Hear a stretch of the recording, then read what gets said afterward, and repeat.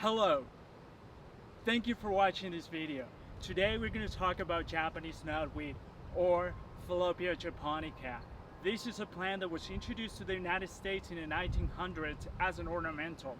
It was also introduced to Europe and England around the same time. Most of the plants that were brought as a stock here to the United States were actually female plants, so they are clonal. So essentially someone made cuttings of them and they propagate them and they sold it to gardeners who planted them, and then eventually they got out of control.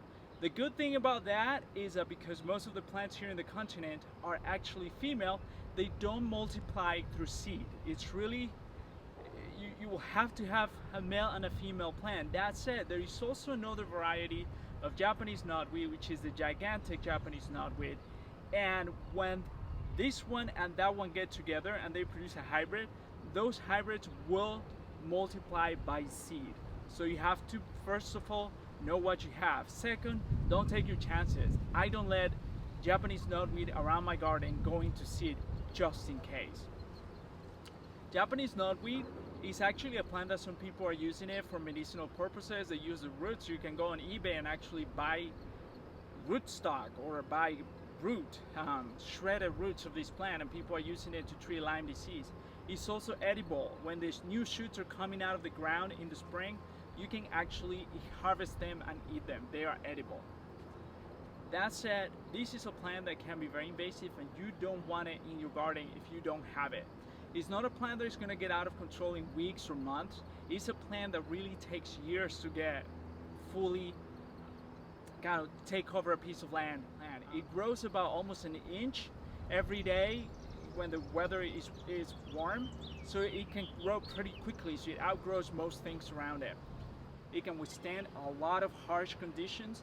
It comes from Southeast Asia, essentially from Mount Fuji, so it really is used to harsh weather, which is the reason why here, when you have this mild, softer climate compared to Mount Fuji, it goes crazy because it spreads so rapidly because the conditions are just ideal. As you can see around me, this plant blocks most native plants. It blocks mostly everything under it, which is it essentially creates a monoculture. So it's nature actually creating a monoculture.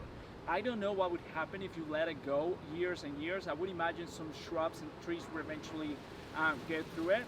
And the thing is, if the plant actually grows under canopy, the trees will block sunlight, so it won't be able to multiply as easily. So when you find it at the edge of the woods, it usually has a hard time going into the woods because the trees block the sunlight that it needs to grow. Once it's established in a particular site, the only way to eradicate it quickly is to actually dig out the soil and put new soil or try to sift that soil.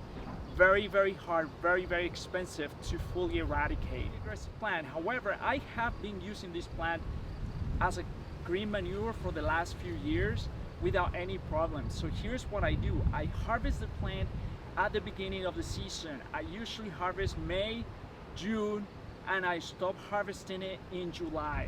And I add it to my compost pile, green. I don't dry it. I don't add roots to the pile. I cut it low, but I cut it relatively, probably about 10 inches from the bottom, so I don't have any kind of root buds trying to come out of the base. So I cut fresh stuff from the top, I add it to my compost pile, and it's essentially my favorite green manure. I stopped using animal manures just because I don't know where that comes from, but I've been doing Japanese knotweed as my green manure, and I've had very successful crops year after year. This plant is very vigorous, which tells me it's very efficient at absorbing nutrients and minerals from the soil. So when you compost it, you're essentially adding that to your compost pile. So